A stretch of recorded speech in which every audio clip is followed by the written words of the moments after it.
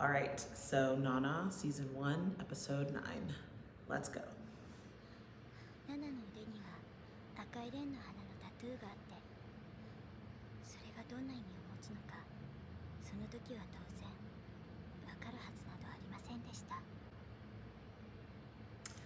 Yeah, that's a good point. I don't know if we even know what that tattoo is supposed to symbolize. Not yet.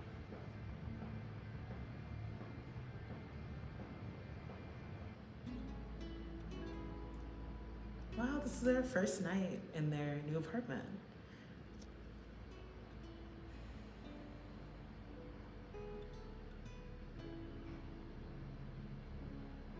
What a peaceful way to like wake up in the morning. Not her being late.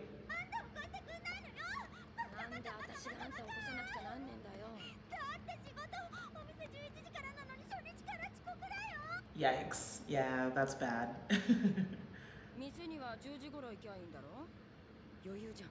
Oh. Did she not reset her clock? Oh my god. Wow, okay. Oh no, did she get scammed?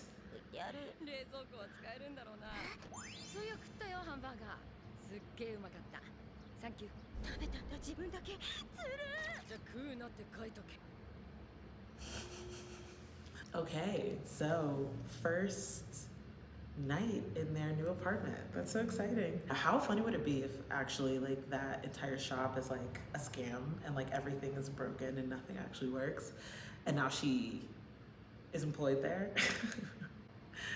Oh god, but I am nervous to see exactly like how her dynamic will be with Mizukoshi, I think it was,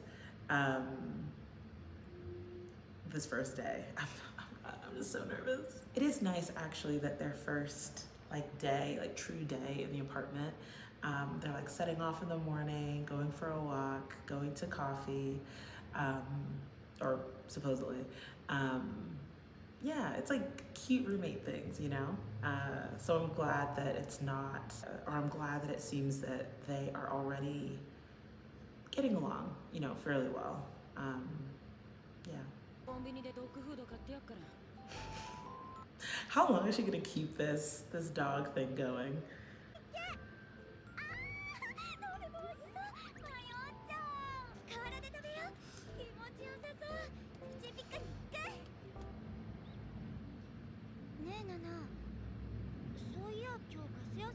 This is actually super cute. I mean, I think typically I'm probably more like Nana O in the mornings. Like I don't have as much sort of energy and kind of excited to do things, but I think being able to like grab a couple pastries and coffee and sit next to the river before going to work is actually pretty, it's pretty nice. It's a nice morning.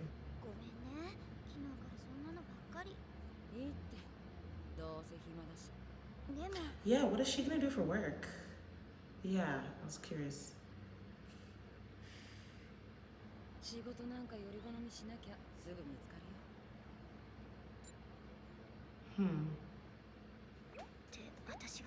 This outfit, interesting.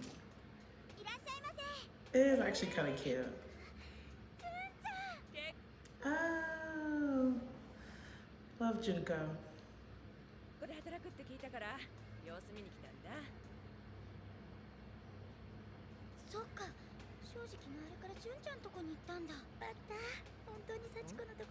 Oh my god.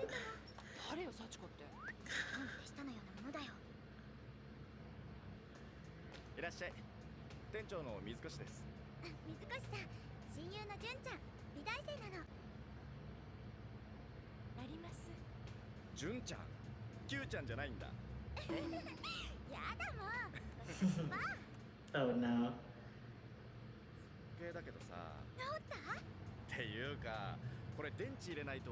Oh my god.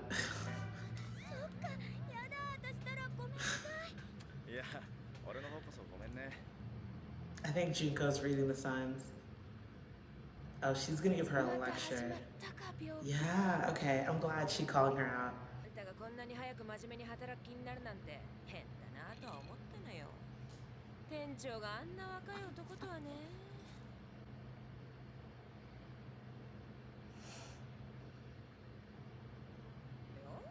私はあんたが真面目に働いてくれさえすれば、たとえ動機が不純だろうと。でもあんまり庄司に心配かけるようなことするんじゃないよ。Right. なんかぐちぐち言ってたよ。Again? 昨日もっていつもなの？ Yeah. 庄司やっぱり本当私のことが Oh my god. Nana, I need you to have like reasonable reactions to things that you hear. Like, she hears complain, she goes to, he hates me, I'm a horrible person. Like, girl, get it together. 庄司はあんたのことが好きでしょうがないんだよ。あんなに自分のことを思ってくれる男なんてそうそう現れないよ。もっと大事にしないとそれこそ罰が当たるからね。Oh wow. Oh, I love that from Junko actually. っていうか大事にしてるつもりなんだけどな。とりあえず昨日エッチしなかったのはまずかった。Okay. そろそろ店閉めるよ。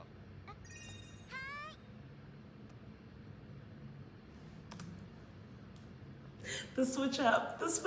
I can't stand it. I can't handle it. Her being basically like, oh, you know, I really want to show him that I love him, I want to cherish him. And then as soon as this dude pops up, she's like, sparkles. Like, that's so bad. I can't handle it. だから逆に疲れたろ。そんなことないですよ。 Also, this store fucking sucks. There's never anyone here. かすかない？店閉めたらなんか食べに行く？おごるよ。 Oh no. Girl. 何が食べたい？ Exactly. ある。 Wait. So I was gonna rewind it just to see Junko's thing again. 何が食べたい？ごめんなさい水越さん。私今日はちょっと予定が。いや別にそういうわけじゃ。照れることないって。もう店にも来るように言っといてよ。安くするからさ。Okay. He seems decent. Hopefully. いやいいのよ別に。私には庄司がいるし、水越さんといい感じになっても困っちゃうだけだし。ってこういうこと考えちゃうとこがすでに私庄司が Exactly. You shouldn't even be like thinking about that. 庄司がいないと生きていけないもん。あ、庄司。留守番電話サービスに接続します。発信音の後に別に東京に出てきたからっていつでも庄司に会えるわけじゃないんだよね。当たり前だけどちょっと寂しい。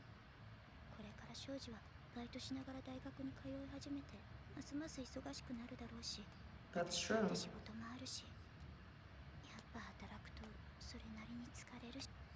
That's a fair point.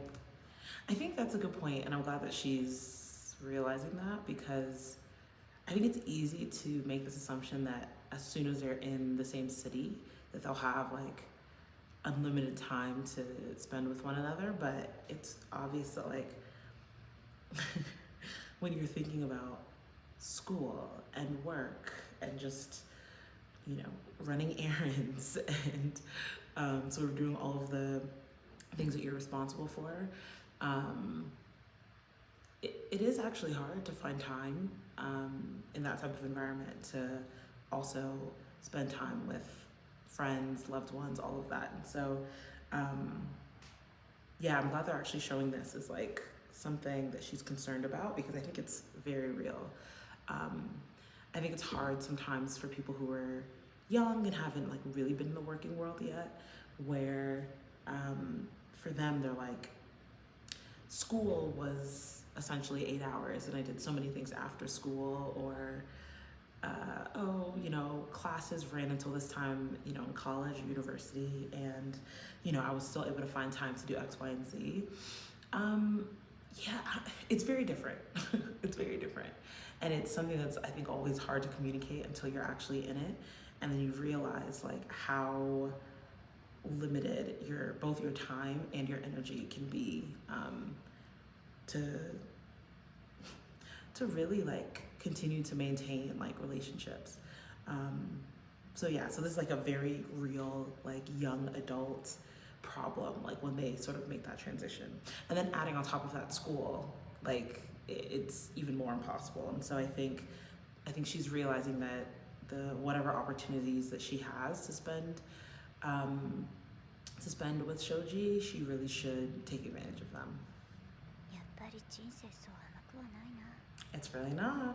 出てきさえすれば欲しいものが何でも手に入る気がして Yeah, たけど。 it's just naivete. I mean, that's not just on her. I think a lot of people have that 手に same 入ってるよな。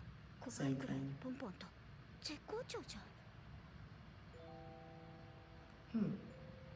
だけどこの手に掴んでるという実感があまりないや。 What does that mean? でも一体 Oh, なんだろう。 I see. Yeah. 庄司との時間、可愛い服や雑貨、おしゃれな家具と部屋、どれも大事だけど、なんか物足りない。欲張りなのかな、私。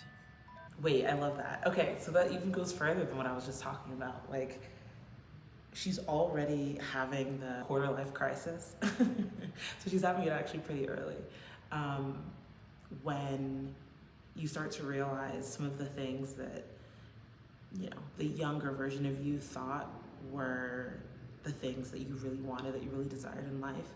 And once you already get them, or when you're in pursuit of them, oftentimes you start to realize that that is not kind of authentic to what you really desire and will actually be like fulfilling to you. And so it seems like Nana's already having that that existential crisis that we all do. So good on her, getting there a couple years early. But I am curious now to see, and I'm hoping, you know, that'll be a big part of like the narrative moving forward, is figuring out what exactly it is that she does want. And also possibly like where does Shoji fit into that? Ooh, that's gonna be scary. It's gonna be rough. Oh. For some reason I thought that was someone else. Oh. What? That's so random. でよかったら作っといたよ。荷物届いたから個室に入れといた。承認の書類も安藤さんに渡しといたよ。Oh wow. あんたの鍵も無事もらえたからそこ。 She's really on top of things. ありがとうナナ。なんだよ大げさなやつだな。幸せ。やっぱり絶好調だ私。東京 That is the fluffiest tub of bubbles I've ever seen in my life. に来てからいいことばっかりだもん。というか、ナナといると楽しいことばっかりだ。性格とか全然違うのに、馬が合うってこういうことを言うのかな。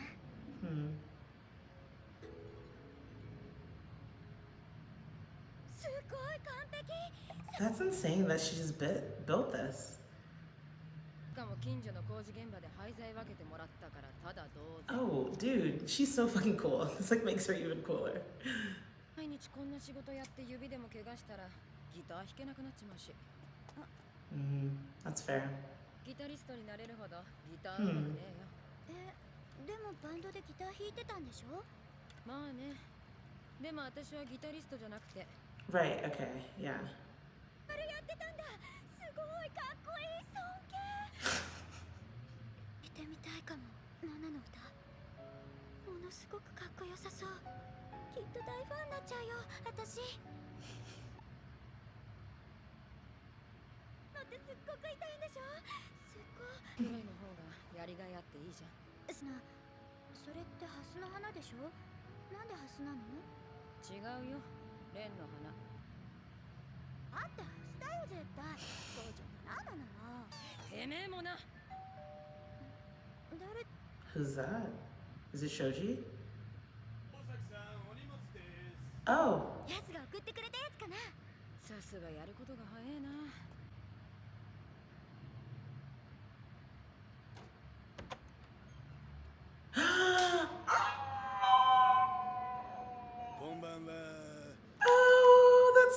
Oh, that's so cute. Oh, what? Maybe not. Maybe not. うわすっげえうまい超感激もうそれ私が作ったんだよ。なんだ道理でしょっぱいと Oh my god. 嫌なら食うな。一体何しに来たんだよ。だからいなくなって。頼むよ今夜一晩だけでいいから止めて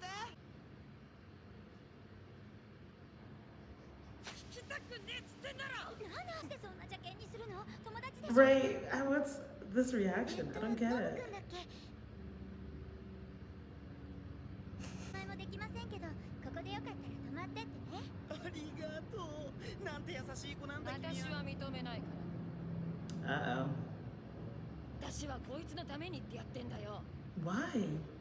目はあのでっかい旅館の跡取り息子だろ。 Oh. 少しは自覚しろ。好きで跡取りに生まれたわけじゃねえギターさえ弾けりゃそれで幸せなんだよ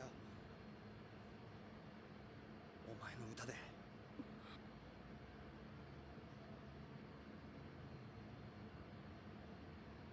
For your song? Is there like one song in particular or?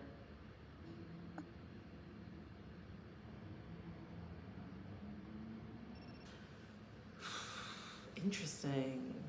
Very interesting. I got almost as excited to see Nobu as I did to see Yasu, but Nana had a very different reaction. But after her, explaining it, I think I understand it. I think she feels as though for him to not only come to Tokyo, stay in Tokyo, and connect back up with her like musically, that essentially it would be him giving up on the future that's been set out for him. A future that would be incredibly like lucrative and really set him up for life. And so I can understand, like, I don't really know their age differences, but I do feel he gives like little brother energy.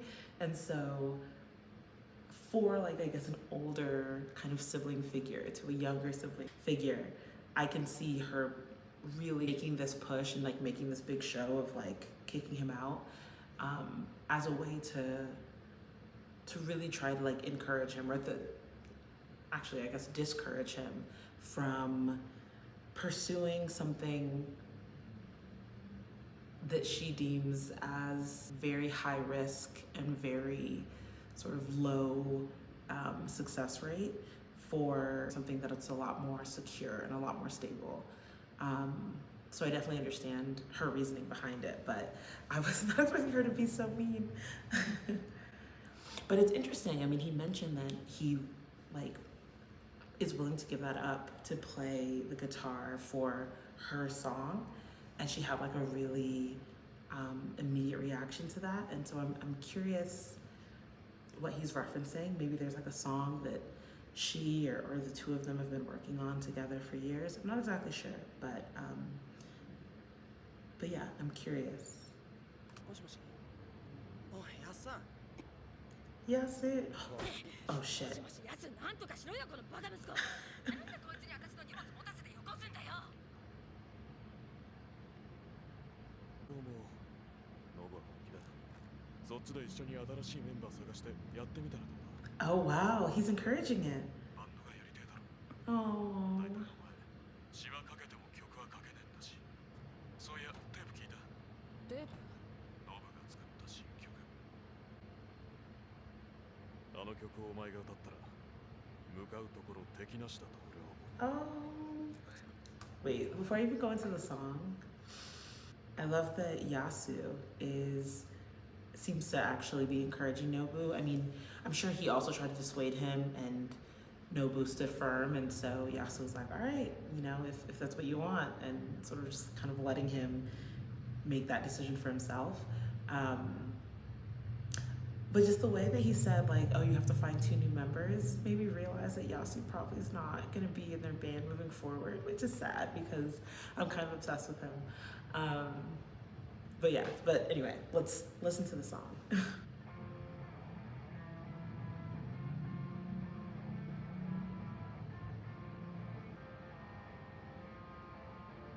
すっごいめちゃめちゃかっこいい曲。 Girl, shush. ノノ弾いて歌ってみた。 Oh my god. Wait.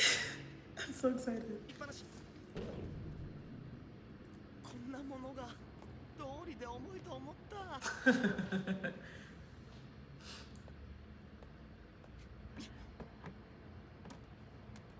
あれなんだ、今日の客は一人だけ？しけてんな。ま、最初はこんなもんよね。一人いりゃ十分か。 Wait, I love this. こんばんは、ブラストです。東京ファーストライブにようこそ。忘れられない夜にしてあげる。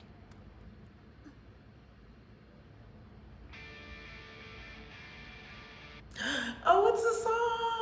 It's the song. Oh my god, I love this. I'm obsessed.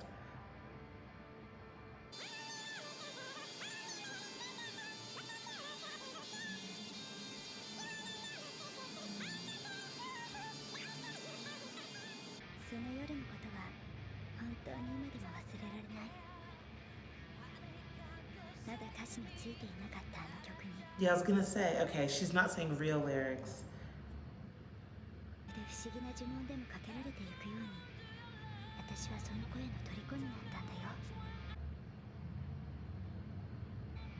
Oh.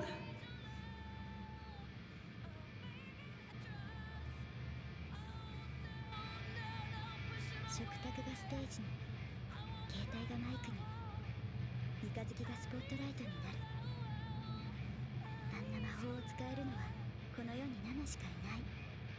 私は Wow. 今でもそう信じてる。 Wait, this looks like, is it an email? Oh, I guess it's Yasu doing like work that only like actual adult in the room. Okay, so that was Nana season 1, episode 9. Wow, okay. Super interesting episode. It feels like this is really, I think, kicking things off for both Nanas in like very different ways. I guess let's just start with Nana K. This is really interesting. So this was sort of day 1 for her of starting her new job. And really, I think it was, I don't know, very curious with Junko essentially calling her out in the same way that I called her out in the last episode of how, like, I'm trying to think of like a more descriptive word, but the word that just keeps coming to me is just bad. How bad it is that she is immediately, you know, jumping into this new job for the purposes of like being around and spending time with this other young guy that she's like clearly attracted to, considering obviously she has an entire boyfriend who's truly like in love with her and is like planning on marrying her. So I'm glad sort of Junko called her out, and in a lot of ways it seems like Junko, rightfully so, because you know Junko's also friends with Shoji, that she's just like, hey, like don't hurt him, like don't what was the term that she used? And it was funny that not only they showed her say it, you know, in her conversation with Nana, but it's also like this voice in the back of Nana's mind as well. But it's interesting, like thinking about that scene where Mizukoshi asked her to dinner after the end of their shift. It seemed like she was gonna say yes, but then she had Junko's voice like in the back of her mind telling her, you know, basically like don't hurt Shoji. And that's what sort of prevented her from making that choice. I wonder, like in a lot of ways, it's like, I'm glad that Junko's voice is really what's kind of curbing a lot of Nana's impulses. But at the same time, I'm like, isn't that concerning that it took Junko having that conversation with her to realize how wrong that decision is? Like, if let's say Junko didn't have time to go and stop by and see her at work, right? And they never had that conversation. What does that mean? Does that mean that if Mizukoshi asked her to dinner, she would have said yes without a second thought. Like, I don't know. It's just really disappointing, I think, in Nana. I mean, obviously it, I think, fits with her character and fits with her narrative arc. But at the same time, it's like, I don't know. It's still something that's, I think, disappointing to me. Also, this is such a side note, the way Nana be scarfing down these burgers is kind of concerning. She said, Shoji loves you very, very much. It's hard to find a guy who thinks about you all of the time. If you don't cherish him, you'll surely be punished one day. Yeah, so she basically was like, Nana, not only do you need to, like, you know, basically like treat your relationship with respect, she was like, you need to actually like cherish this man, because this is someone who not only, you know, puts up with you or sort of tolerates you, this is a man who like genuinely loves you, thinks about you all the time, and is constantly trying to like make decisions in his personal life to like make things better or easier for her, right? And so, you know, Junko's saying you need to cherish a guy like that. But also, now that I'm like reading this again, or sort of seeing this again, there are a couple of things that kind of jump out to me in this conversation. I think number one is, you know, Junko mentioning that Shoji has like complained to her and Kyosuke. Got it. Thank you, everyone, thank you. But yeah, that he basically has actually complained about Nana to them, at least more than twice. I'm curious what the things are that he's complaining about. So yeah, so that's number one. I think number two, interestingly, is, and I might be reading way too much into this, but Junko sort of had a look, right? Like she's like resting on her arm. I'm kind of saying this to Nana. It's hard to find a guy who thinks about you all of the time. And she was like, so you need to cherish him. And that could be completely like innocuous statement. And I might be like taking this to a completely different level. But I wonder if in a way she's not also talking about herself. I don't know like the state of her relationship with Kyosuke, but like there have been, okay. This is like maybe like conspiracy theory time, but there have been a couple of scenes or a couple of statements made that like maybe kind of call into question some things about him. And again, I don't know if this is just like their banter,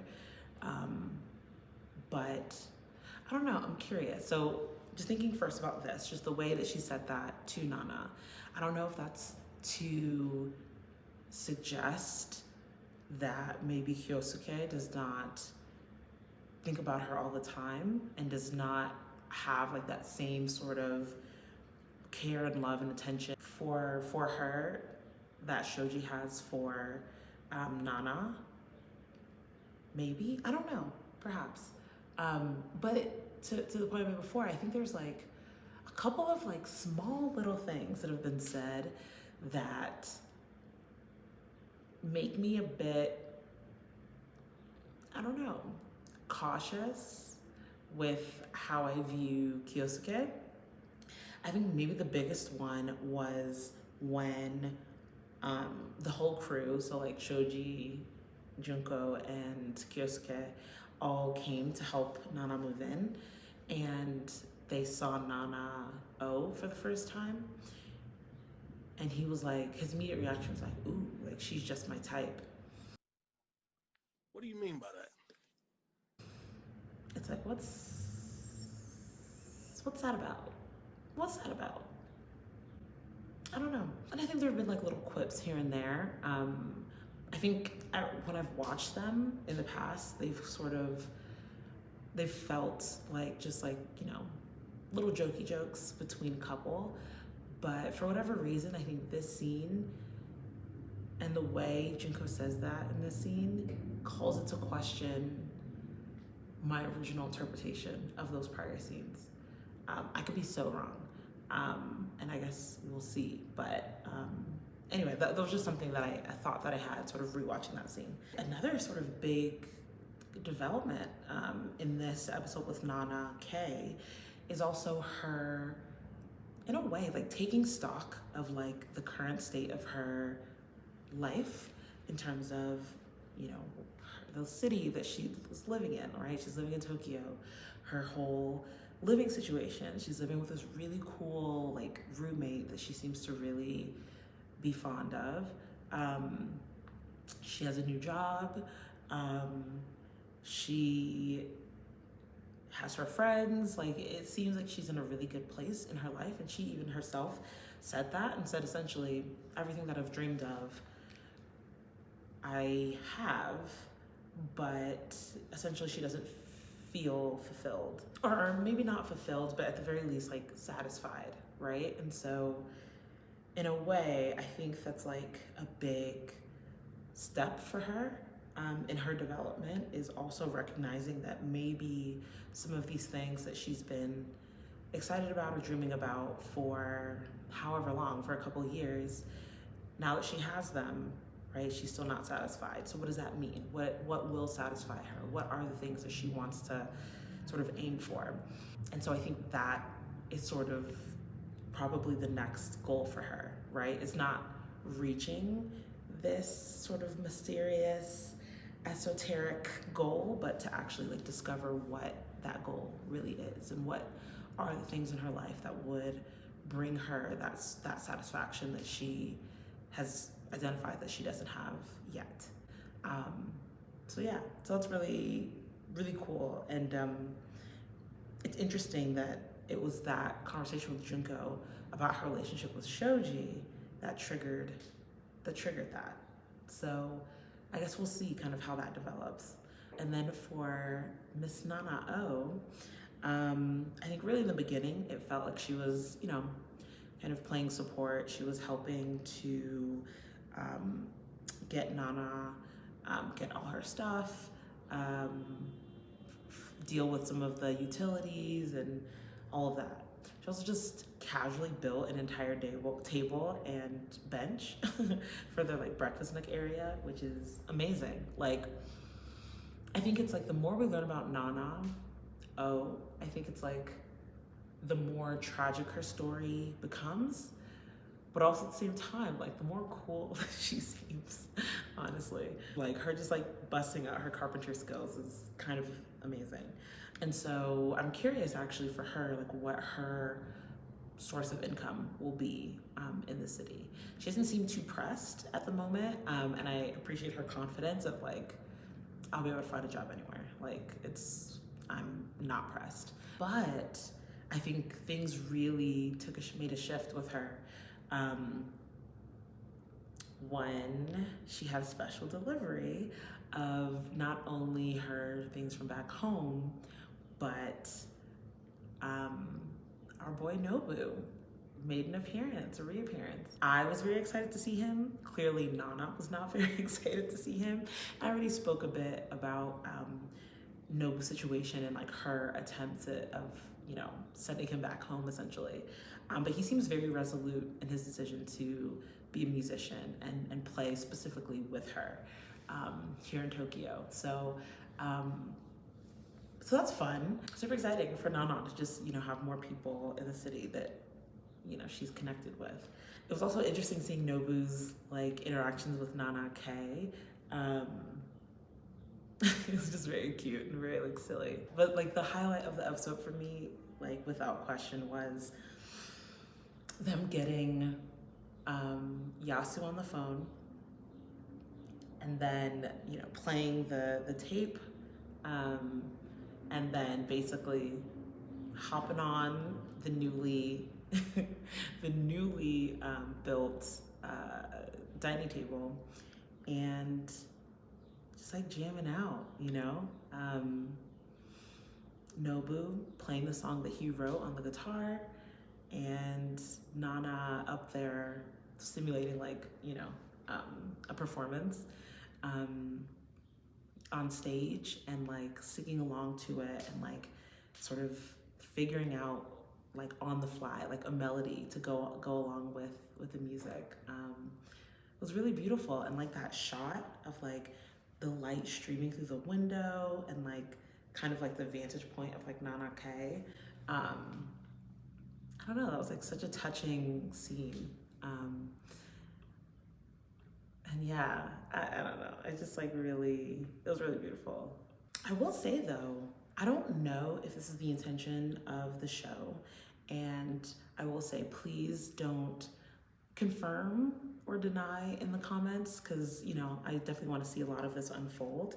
The show has not been shy about you know, showing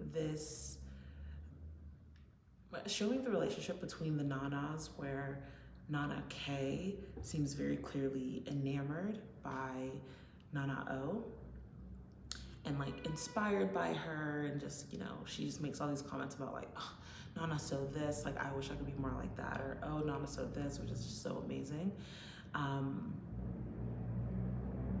But I would say I think this is like the first time where I got maybe a slight hint of something beyond that.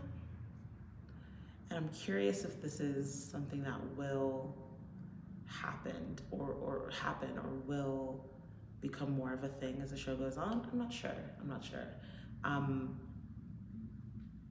Things are being kept pretty platonic at the moment, but you know, never say never. I don't know, I'm curious. But yeah, and with that, thanks for watching, and I'll see you guys in the next one. A thought popped in my head and I immediately forgot it.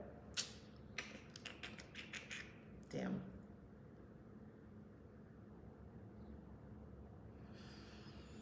Yeah, can't remember, sorry.